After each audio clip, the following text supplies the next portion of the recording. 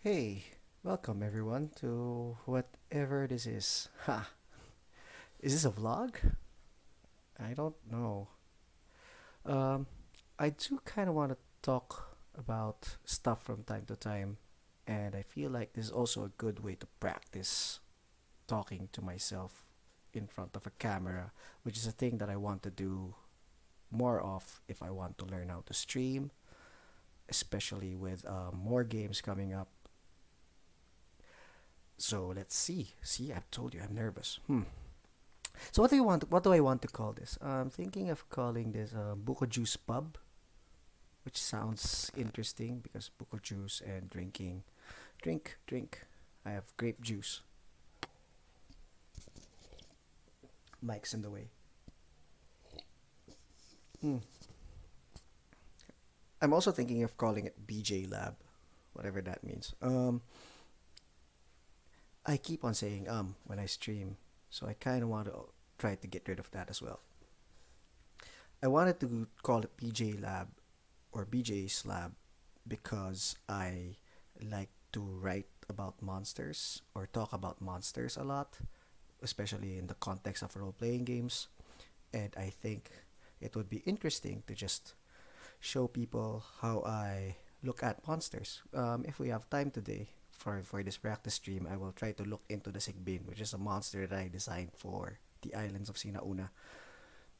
So what are we looking at here? I'm looking at ambientmixer.com right now, and I was checking if I can put music into my streams. So that's something that I want to try as well for the future when I am streaming some games. And I think these pieces of music are under a Creative Commons license, which means that I can use it in a stream as long as the stream is not monetized in any way.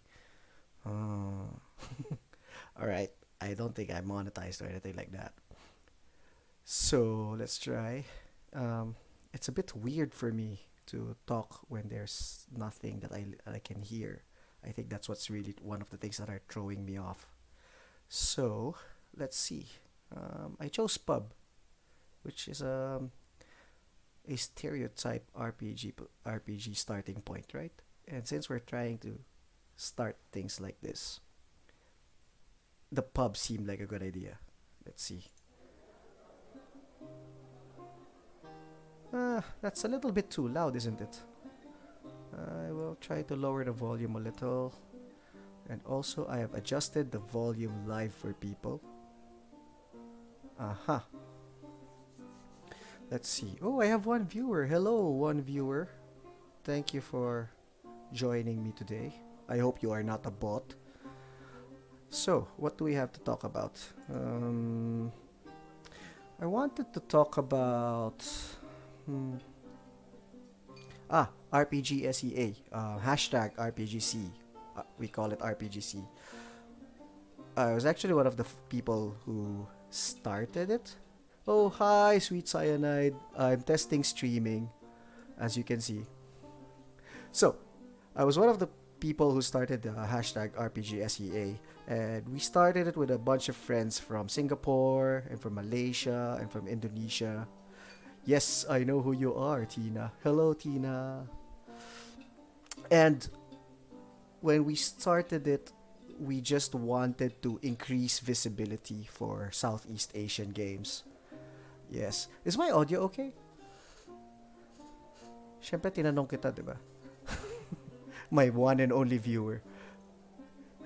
Okay, what was I saying? Yes, hashtag RPGSEA. We wanted to use the hashtag so that we can increase visibility for a bunch of our works because yes, I said again. I'm trying to get rid of that. I want to say less often. Anyway, see, I keep on cutting myself. RPGSEA. My friend, we actually started with my friend Xiaohan, who is known also as one of the Curious Chimeras, and they do wonderful work in Singapore. Check them out. They're not very active on Twitter, but they have a Twitter account at Curious Chimeras. So you could also find them at curiouschimeras.com. I think that's Xiaohan and Alana, and I think there's a third head because chimeras usually have three heads, but I haven't met the third head. I've met the first two, Xiao and Alana. They're pretty good people. From the Malaysia side, there are a bunch more people that I don't want to mention right now because I don't want to leave anyone out, but there's more of them. And they're also a really fun group of people who, at the time when I visited Kuala Lumpur back then, it was a very D&D centric scene, but there was also there was also a burgeoning indie scene, story games, things like that. So we started it around October 2017, I think. Yeah, that was quite a while ago, and we launched it and we just started using it. At the start of it all, we were just using it, just the small group of people from Singapore, people from Malaysia, people from the Philippines. But then as we kept on using it, it started growing and growing and growing. And now it's apparently a movement of some sort. One of the principles that we wanted to do with RPGSEA is that we wanted it to be decentralized. What does that mean? It means that there's no one RPGSEA person. There's a bunch of people who are just promoting the hashtag. This is not a hashtag that any of us owns. It's a hashtag that everyone who identifies as Southeast Asian can use.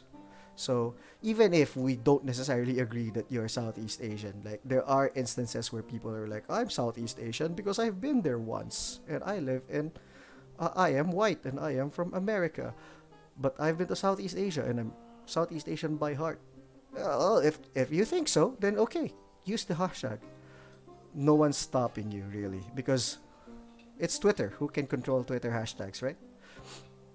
But anyway, that's how it started, and now it's just I like the idea that it has no center, that it works whether or not I use it because I don't actually use it as much these days.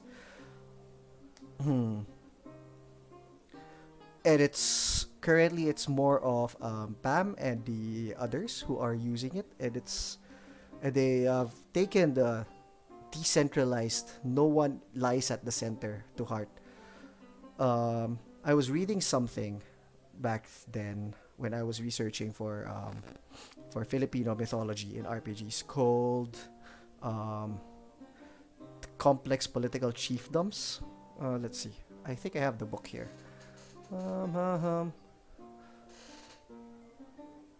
That.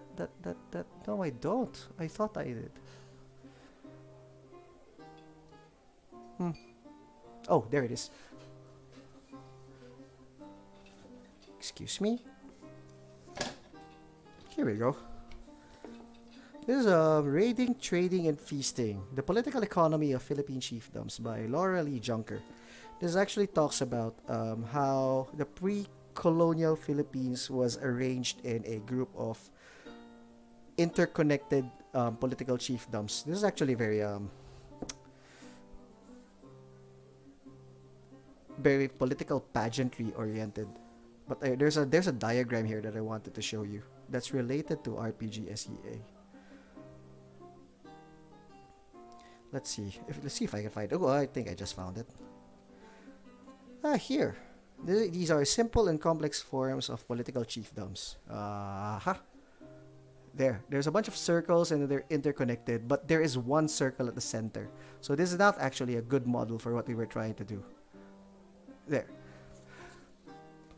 Actually, instead, what we wanted to do is to have these circles because this is indicative of the archipelagic nature of our country and of the neighboring countries as well, wherein every island has their own mini pocket of culture and history and stories. And because we are close to each other and we're connected by the sea, we have very similar stories, but they're all different at the same time. So similar but different. We wanted to promote RPGSEA so that we can collectively show everyone, hey, this is what we are about. but also to make sure that there is no one circle at the center that's trying to eat everyone. So so no leaders basically. That's what I'm trying to say. So there, that's RPGSEA and how it started. 3 years on and it's going strong, and it is also inspiring very similar movements in different parts of the world, and I really like that. Yeah, no gods, no kings. Yeah. So what else do I want to talk about? Well, I wanted to talk about the streaming idea itself. I wanted to make sure that this is something that works. One thing, and I think it works. And the second thing that I wanted to make sure of is that mm, I wanted to avoid that. Actually, I wanted to go kasi um it's I think it's natural for us to give pauses. I should do the Obama where I'm like, I think in that particular issue, my thoughts are. So while he's collecting his thoughts, is really doing a lot of pauses. Yeah, just avoid the ums. And it seems to be working. I don't see any problems, no issues with lag. Um, I wanted to really practice this because as the pandemic rages on, face to face RPG is just not viable. But at the same time, that's part of who I am. I've always been, well, ever since college, which was quite a while ago now, I have been very, very much my identity has been connected to playing or designing RPGs. I've actually been designing RPGs for quite a while. Back in 4th edition, when I was referring to myself as Nosfecatu, I had a few products. Let's actually see if we can look it up. Drive-through RPG. Here we go.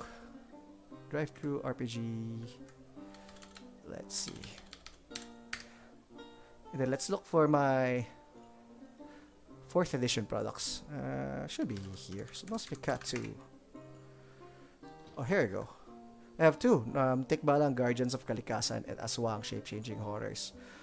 Tikbalang was my first foray. At the time I was writing this, I think I was researching about Philippine mythology for about 5 years. Because this was in 2010. Oh wait, it's 2009, so it would have been 4 years. I created the Tikbalang as a playable race, which is very 4th edition with Paragon Paths, and I think 3 monsters. Oh wait, it says it right here. 3 new monsters, there you go. And 2 racial Paragon Paths. And there's an optional skill challenge for dealing with the Tikbalangs. It's to steal their golden hair so that you can charm them and make them do your bidding for mind control is such a weird type of magic these days. I feel like lately I want to try to avoid mind control because it feels, I guess it's the, what's the word?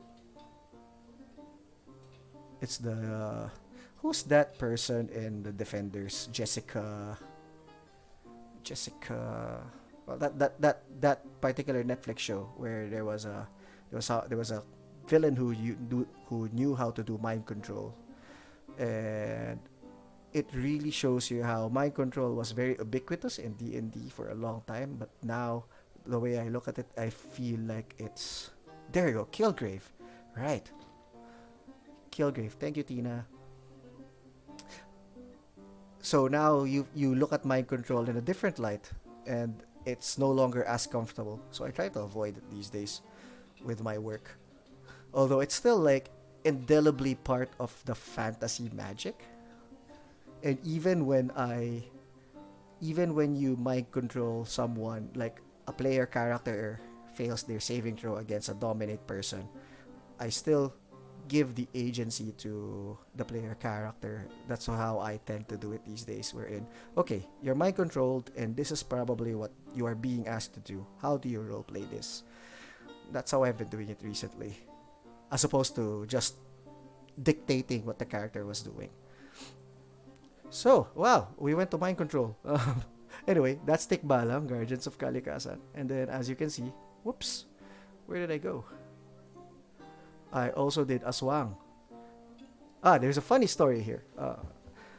Aswang, as you can see here, is spelled rather, with a U rather than a W. The actual spelling of it is Aswang. But at the time, I was concerned about writing it like that because I felt that the Western audience would read Aswang as two different words that means butt and a boy part. So to try to avoid that, I decided to replace W with a U. But that was my mindset at the time. These days, yeah, Aswang, right? So what was the drawback there? The drawback was that it tended to be pronounced as Ashwang, which is interesting. Uh, Eventually, I have come to the conclusion that I should not design with the Western audience in mind because I am designing for myself. I think my more recent products show that. Like if you look at Kakamania, it's designed without. Of course, if you're a Western person and you read it and you appreciate it, I appreciate that as well. But I'm not writing with the distinct intention of informing you what my culture is, because no one told me how castles and knights and dragons worked. So I figured it out by myself, and I figure even though there are preconceptions that may be wrong from my part, at the same time, when you are a Western person and you're trying to tap into our culture for your own games, then I trust that you're smart enough to try to connect the dots and figure out how things work. And if you make a mistake, then we're going to point it out and we're going to correct it like adults, right? So, there's a lot of segues when looking at these things. So that's my work back in 2009 and 2010. I'm happy with what I've done, but if I would redo it today in 5th edition rules, I wouldn't do it like this. Well, if you check out my contributions to Sina Una, then you would know how I work today. Oh, speaking of, that's one of the things that I wanted to look at right now, because when we streamed last Saturday, I tossed 4 sigbin monsters at the party. The sigbin is a CR1 half monster, but it seemed that they had a lot of problem with that encounter. So I wanted to see if CR1 half is correct. So let's see. I'm pretty confident that I can show the sigbin to you because this was previewed before. This is one of the first monsters we designed for Sina Una. Let's see. Here, sigbin. This is from the preview. I think the version that you would see in the PDF is different, slightly, but not mechanically. You know what? Let's just open the PDF.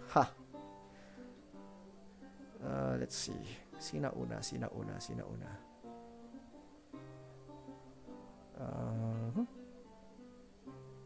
This is my folder. And then RPGs. And then Dungeons and Dragons. And then 5th edition. Here we go. Sina Una. The latest version I have is 1.4. Boop. But I can't show you the whole book, of course. So go buy it at a deck of many if you want it. Let's see. No. We're looking at monsters, so that's chapter 4. So the sigbin. Here. There you go. It's not so bad. It's the same thing. So I could show it to you guys. Actually, one of the things that we did was we removed alignment as an assumption in the monster stat blocks, because the alignment of the monster is whatever you make it. And at the same time, I feel like the 9-point alignment system is a very Western concept because it presupposes a a morality that is centered on traditional Christianity. Nux. That made me sound very critical. But anyway, when I was designing for Sina Una, I wanted to avoid alignment related stuff as much as possible. So let's see. Hmm. So we will smell it when it comes. A pungent odor akin to the aroma of the dead. The dog will hunt, and you will not see it when it does not want you to. We actually there's a strong dog motif to aswangs because one of the theories of the aswang and its origin is that it came from stray black dogs that walk around town at night. And the name itself, aswang, is reputed to have come from the words asoang, which is literally the dog. But that is disputed if that is the actual origin. My take is that the origin came from Aswang, the god, who is the brother of Gogurang. And, yeah, there. So, anyway, let's see. It has an armor class of 15, 22 hit points, and it deals 8 damage. Or if pounce works, it will deal 8 plus 14 or 22 damage. So that sounds major, right? For a CR1 half. But is it though? Let's see. Let's open an Excel file. Oh no, suddenly Excel. What are we doing? Let's see. We have how much HP? That was 22 HP. We have 22 HP. We have an AC of 15. Right? And then we have a... Let's zoom that a little bit. There you go. Is it visible? There. AC of 15. And then we have damage of 8 on a headbutt. Let's read that. If the sigbin moves at least 20 feet straight toward the creature and then hits them with a slam attack on the same turn, the target must succeed on a DC 12 strength saving throw or be knocked prone. If the target is now prone, the sigbin can make an aswang fang attack against it as a bonus action. Let's see.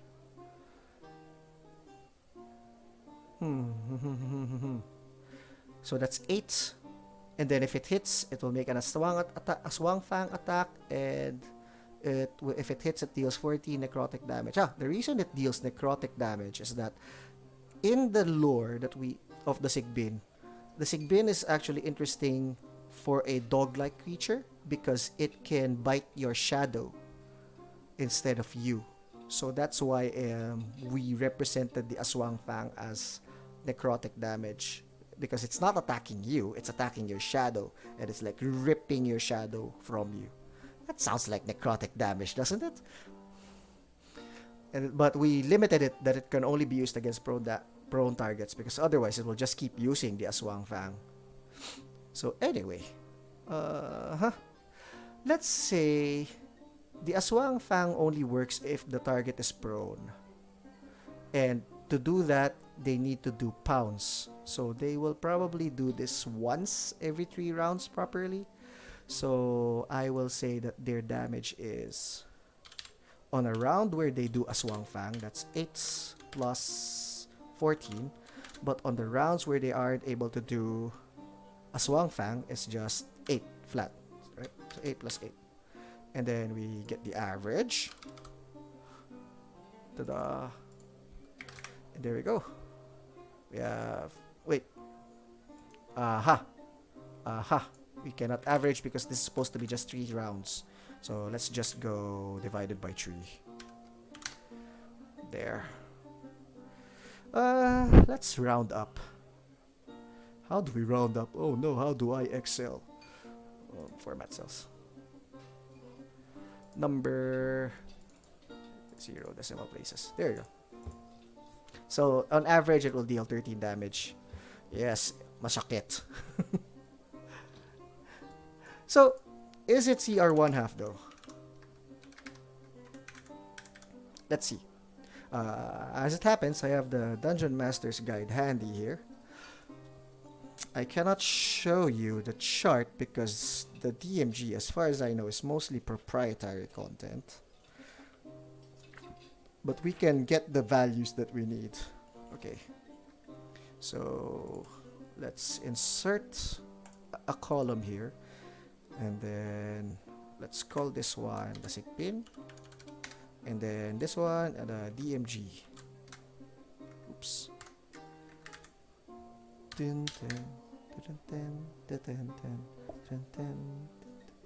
Okay. The CR1 half, you're supposed to have 50 to 70 hit points. Wow. An AC of 13. An expected damage of 6 to 8. So as you can see, it went to June. That's not what I wanted. Let's go 6 to 8. But that's a string, not a number. And let's make everything centered, shall we? There you go. Then bold. Then this whole column should be bold. So this is, yes, it is CR1 half. But if we calculate this, there is something called a DCR, the defensive challenge rating, and an OCR, an offensive challenge rating. The defensive challenge rating of the sigbin is... By the way, just a reminder, I'm actually the one who designed this. So mathematically, it should be CR1 half unless I made a mistake. I'm just showing you the logic behind it. Let's see. Defensive challenge rating. Read down the hit points column, blah blah blah, until you get to the monster's hit points. We have 22 hit points. So that corresponds to CR1 8. And then look at the AC. If expected AC is 13, but it's 15. So from 1/8 it steps up to 1/4. So let's see. 1/4. Right.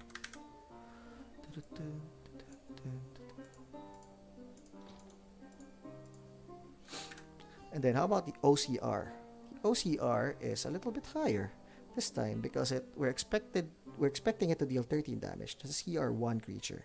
But its attack bonus is +4. But we also have pack tactics, which makes it effectively almost like a +5 if it has pack tactics. I'm not using probability math there. I'm using chart math. In the DMG chart, pack tactics is counted as an additional +1. That's not exactly what advantage gives you, right? So, let's see. Oops. Where were we? So, that means that it deals damage as a CR2 creature. Okay. So, the chart is you have 1/4. You have 1/4. And then you have 1/2. 1/2. And then you have 1, and you have 2, you have 3, you have 4, etc. Right? So this is where the OCR is. And this is where the DCR is. So their average is not actually 2.25 over 2, which is 1.125. Wait, am I mathing correctly? Yeah, 1.125. But instead, the CR is actually the average of the DCR and the OCR, which is close to somewhere in between 1/2 and 1. So the way I see the sigbin is that this is a bit high for a challenge rating 2 monster, but it's still 1/2. Sorry, it's a bit high for a CR1 half, but it's not quite at the CR1 level. So it is. But that's just counting from the DMG. Another way of doing it is to check out other CR1 half monsters. I think since I have the DMG here already, there should be a list of CR1 half monsters here. What's a nice CR1 half monster? We can check the Hobgoblin. We can check the Ape. Although In my experience, animals are a little bit weak for their challenge rating. An orc, standard orc. Let's start with the hobgoblin, shall we? I can't show the monster manual, but what I can show is the SRD, right? Because it's a system reference document that's open to all. Here we go. Permission to copy, modify, and distribute the files collectively known as is granted solely through the use of the Open Gaming License. Blah, blah, blah. Anyway, hobgoblin. Ooh, this is a little bit too large for me.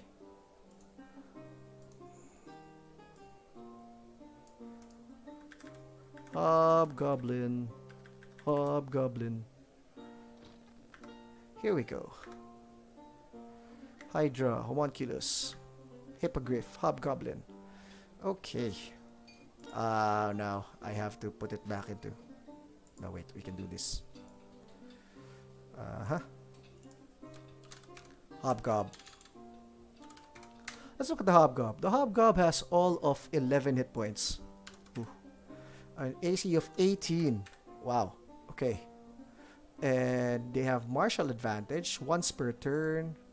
The hobgoblin can deal an extra 7 damage to a creature it hits with a weapon attack if that creature is within 5 feet of an ally of the hobgoblin that isn't incapacitated. This will happen a lot.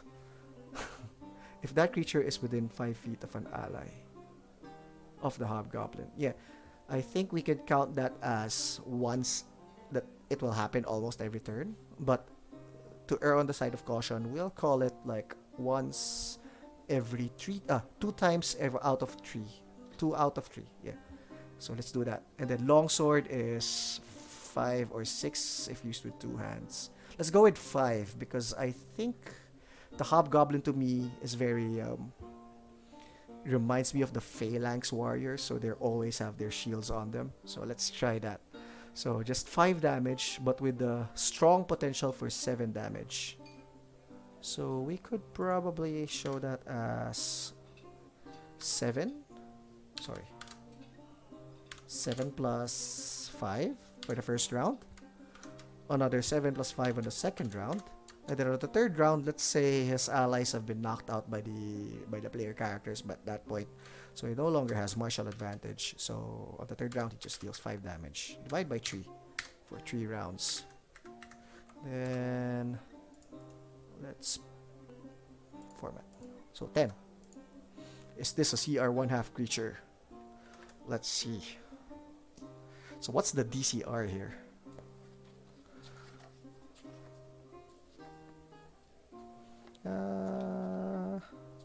Where's our DCR? Tracking monster hit points. Oops. I should remember the page number that I am referencing in the DMG.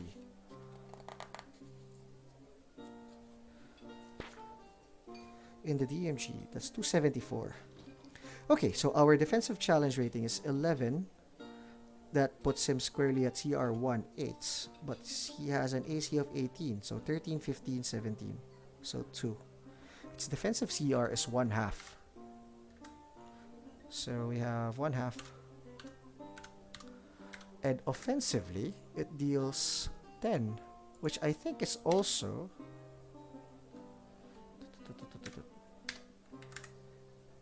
10. 10 is CR 1. And the attack bonus is +3, so that's 1. So it's actually very similar.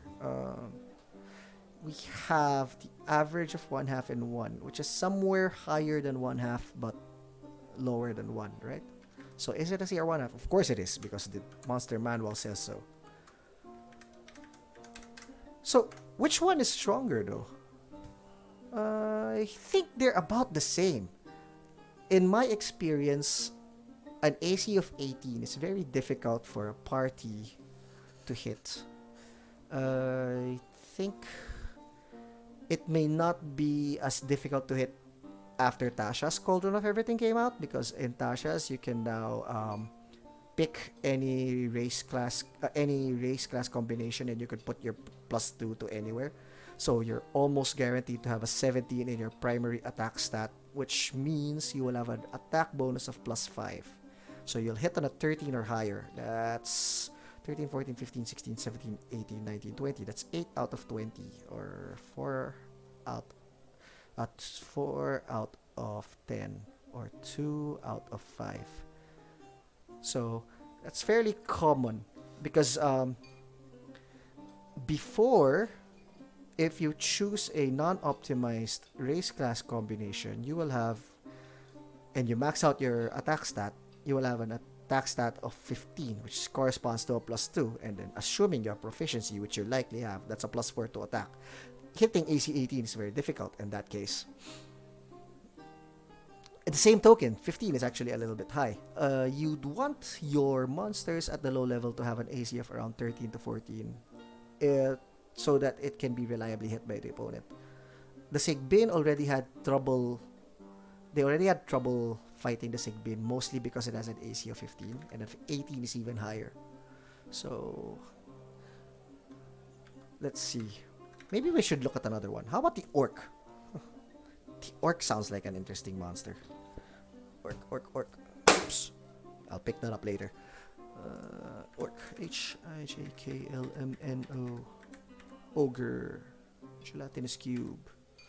Orc. Here you go. Hello, orc, my friend. So there's a whole discourse about orcs that we will not get into. But let's see. He has an AC of 13, which is what is expected from a monster of this level. Right? Orc. An HP of 15 and an AC of 13. Damage is high. That's 9. Well, but not as high as the hobgoblin, interestingly enough. Because you're not expecting a hobgoblin to be alone. And even though the orc is also not alone, they are more likely to deal less damage. Wow. I wasn't actually expecting that. Is it CR 1/2? It's CR 1/2 according to the monster manual, but let's check anyway.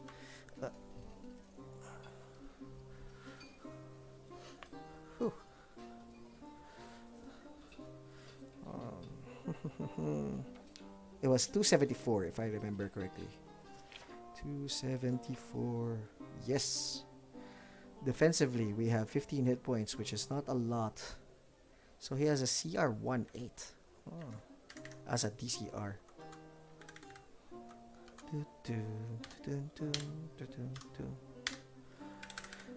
Offensively, they deal 9 damage.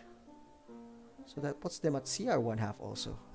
This one is your textbook example of a CR 1/2 creature.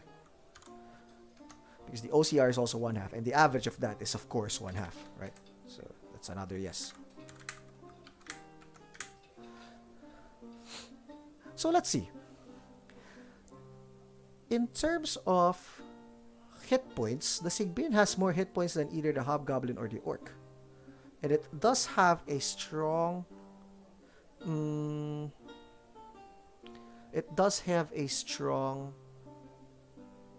damage. Let's see. I'm finding it a bit odd for orc, comparing orc and sigbin. 1/2 and 1/4. You mean defensively? The orc is worse? Wait, this might not be right. Let's double check this. Because I might have been wrong here. This doesn't look right.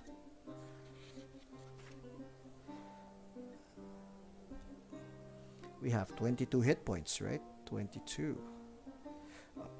Oh, that's because the row for hit points for CR 1/8 has a range of 7 to 35. That's actually a large range. That's why we have something like this. So what does that mean? That means that CR 1/4 can be preserved.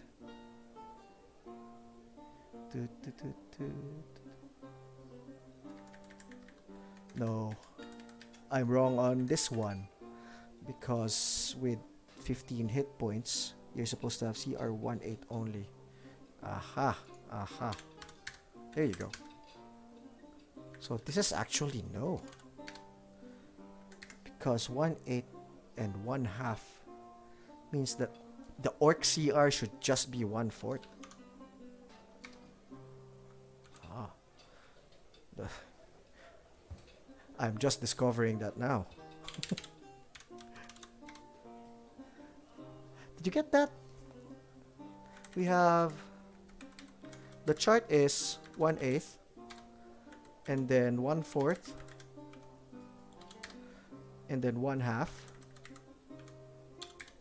and then 1, 2, 3, etc. Right? So if you have 1/8 as a DCR and OCR of 1/2, then your average will be 1/4. In the same token, if you have a DCR of 1/4 and an OCR of 2, their average would be somewhere in between 1/2 and 1. So that's really erring on, we should probably make it 1/2 or we should probably make it 1, depending on your preferences. So, sigbin is a little bit strong for 1/2.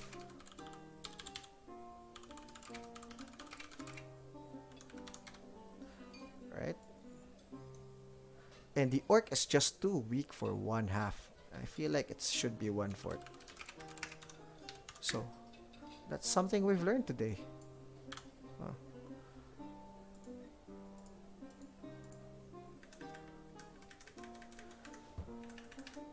So the orc is actually a little bit weak. So let's just discard that from our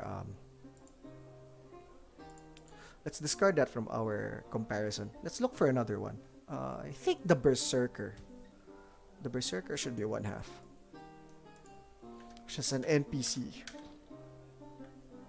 Assassin, bandit, berserker. Oh no, it's 2. I made a mistake. How about the bandit? The bandit is 1/8. Is there no 1/4 monster here? Cult fanatic. Well, but that's a spellcaster. And it's also 2. Gladiator, guard, 1/2, 5, 2. We're not getting anywhere. Scout. The scout is 1/2. Let's see. Scout has 16 hit points. Armor class of 13. Multi-attack means it makes 2 attacks, so 5 and 6. That's 11. So let's see. The scout. I think the scout is a good example. Scout has an HP of 16. AC of 13, which is as expected. And then a damage output of 11. 2 attacks basically. Right? 5 and 6. And so what's our DCR? Our DCR should be, this is 1/8. And then our OCR is, what's our OCR? 11 damage. And then a bonus of +4. 274.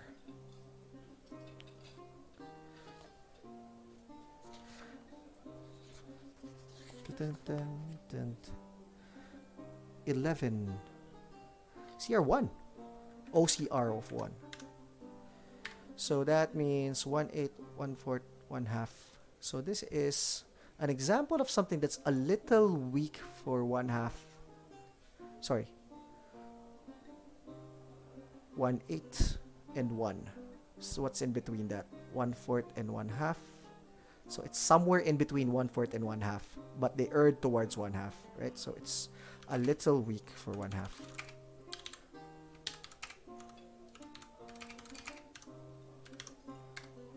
But to answer the question of whether it's CR 1/2, let's say yes. Unlike the orc, which feels like it should be a CR 1/4 creature. Okay, good night, Tina. So what's our conclusion here? So the sigbin is still a CR 1/2 creature for all intents and purposes. But of course you have to tailor that to your party. And if your party is not a very good damage dealing party, and since this is a CR 1/2, you'd expect to have multiples of this. So if what's the word? If your party does not have a lot of AOE attacks, then maybe this is a little bit too strong. But also, remember what I mentioned earlier that the range for the CR18 defensively is a little bit high, like 7 to 35, was it? What did I say? 274. Yeah, it's 7 to 35. So you could actually get you could actually escape with dropping this one. You could actually change this one to 3 hit dice, I think. So it becomes 3d8 plus 3. That's 13 plus 3, 16. What could we change? We could have change HP to 16, which is dropping 1 hit dice. And it will still be 1/2. CR is still 1/2. So there. I think that's one way of dealing with a sigbin if you are fighting it as a group. But if it's just like the one sigbin, the one special sigbin that you've encountered, I think you could get away with 22 hit points. That's just the difference of whether or not they are hit one more time. Okay. So there. That's the sigbin for you. If you want to see more of Sina Una, go to the deckofmany.com and, and order. We poured a lot of work into this particular supplement, and we're really proud of it. I'm really proud of my contributions to it. So get it, basically. I should say that the Islands of Sina Una is spearheaded by Lucia Verspiel and Joshua Mendenhall. Joshua and Lucia, basically. And our lead writer is Mackenzie, of course. So check it out. We're going to be playing more of Sina Una next week, where we only play once every 2 weeks. So let's see, calendar. We don't have one on November 28th, but we have one on December 5. So be on the lookout for that. And at the same time, not at the same time, another announcement is that I was talking to my UVG crew, Ultraviolet Grasslands. It's one of my earlier games. And we are now officially streaming our Ultraviolet Grasslands game. That will be on Tuesdays, 9 a.m. Filipino time or Southeast Asia time. Although in Indonesia, it's 1 hour earlier. So it's going to be 9 a.m. is GMT plus 8. So GMT plus 0 is at 1 a.m. Am I doing that right? Daylight savings confuses me. But we're going to have the first game on December 1. And I'm really happy about that game because our players are a good mix of different Southeast Asians. Shao, whom I've mentioned earlier in the stream, is part of the Curious Chimeras in Singapore. And ZXU is in Malaysia, while Natum is from Indonesia, and Eric, Rachel, and I are from the Philippines. So check it out. I'm going to put that on the calendar on my Twitch, and then we're going to have a lot of fun with that. We're already midway into the game, but I think the party is on their way to the last Serai. But since it's a travelogue kind of deal, I think it's okay to just drop it with not a lot of context, and you will be able to follow. Alright? So, see you on Tuesday, and see you also on December 5. Was it December 5? Yes, it is. Okay, thank you if you're watching this. I had a lot of fun. This is a good trial, and I think I'm getting the hang of the streaming thing. Although, of course, there's still a lot of things to work out, a lot of kinks to work out still. All right, thank you. Have a good day. Goodbye.